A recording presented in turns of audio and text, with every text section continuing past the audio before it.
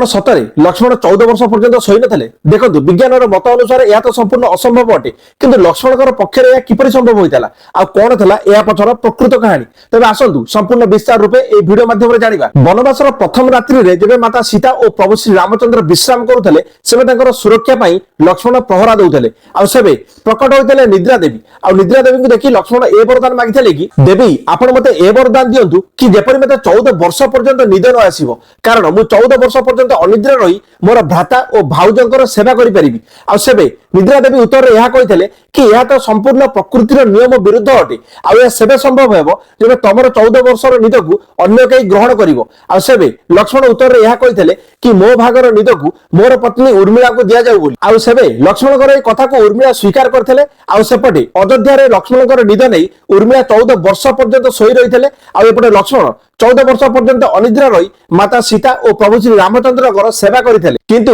उर्मिला त्याग पछार प्रस्तुत होता दैवी अस्त्र जहाँ भगवान लीला था। कारण रावणर पुत्र मेघनाथ जहाँ देवराज इंद्र परास्त कर पार नथिले, कारण ताकू ए वरदान था ताकू केवल सही बद्ध कर पारिबो जे 14 वर्ष पर्यंत अनिद्रा थिबो और कौन खाद्य ग्रहण कर नथबो। आ उर्मिला महान त्याग पाई अंतर लक्ष्मण मेघनाथ बद्ध करते। तो लक्ष्मण एवं उर्मिला महान त्याग यदि आपको पसंद आए तो वीडियो को लाइक और चैनल को सब्सक्राइब करिया सह कमेंट रे जय श्री राम लिखा बिल्कुल भूलिबेनी। रहउची जय जगन्नाथ।